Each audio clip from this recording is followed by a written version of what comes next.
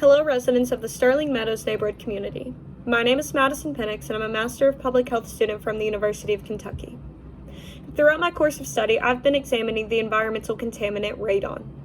Its presence in various neighborhood communities, much like this one, and determining where the highest levels are throughout the state of Kentucky.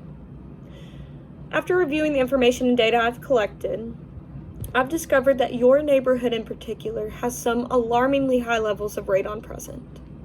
While this is concerning, I aim to give you some general information about this contaminant, as well as explain ways you can protect yourself and minimize your exposure to it. First, a little background information on the contaminant. Radon is a naturally occurring radioactive gas. It is motionless, colorless, odorless, and tasteless, so it's something you wouldn't really know is there. It also has a presence in both the indoor and outdoor environment. In fact, outdoors, some of the most common sources of this contaminant and ways that it moves through the environment would be through rocks, the soil, the air, groundwater, surface water, and in the burning of fossil fuels like coal. Indoors, some of the most common sources and ways that this contaminant moves through the indoor environment would be through soil diffusion, the use of gas applications within the water supply, cracks in the home's foundation, gaps around service pipes, cavities inside walls, and within basements and crawl spaces that are in most direct contact with the soil. In terms of health concerns, it's important to know that radon is a known carcinogen. This means that it is known and has been linked to causing cancer, specifically lung cancer. In fact, it is the second leading cause of lung cancer in both smokers and non-smokers. It has the ability to cause lung cancer because once taken in from the surrounding environment, it can accumulate in the lung tissue and expose that tissue to small amounts of radiation, which can then damage it over time. Additionally, it has been linked to causing 3 to 14% of lung cancers worldwide, 21,000 deaths annually in the United States, and 2,900 deaths in the non-smoker population alone. Also, it's important to know that you may be exposed through either inhaling it or ingesting it from a contaminated water supply. Those are the most common ways that people are exposed. Moving on, some other important things that I would like the residents of this neighborhood to know is that because radon is naturally occurring, it is not something that is man-made, you are very likely to be exposed to it if you already have not been exposed to it.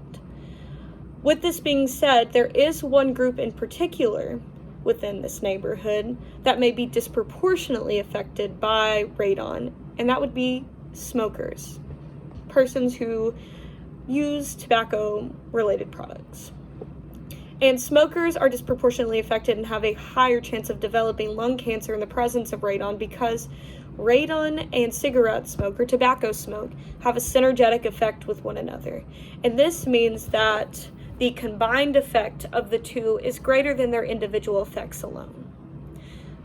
Well, I have just given you all a lot of information to process and digest, and I understand that there is worry and concern and frustration circling among you, and I'm right there with you.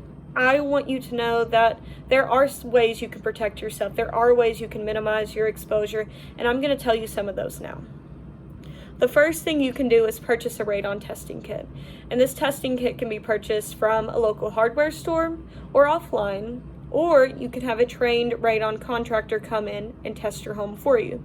The purpose of testing is so that you can learn your home's radon levels. And just to give you an acceptable standard, the EPA says that anything under 4.0 picocurie/liters of air is acceptable. Some other things that you can do to protect yourself and minimize your exposure would be to seal all cracks around your home's foundation. Make sure your house has proper air circulation and pressurization within the rooms, and utilize natural methods of ventilation, such as opening doors and windows to let fresh air come through and circulate air in the house. All of these ways will help make sure that air is constantly moving and nothing is stagnant and just sitting around.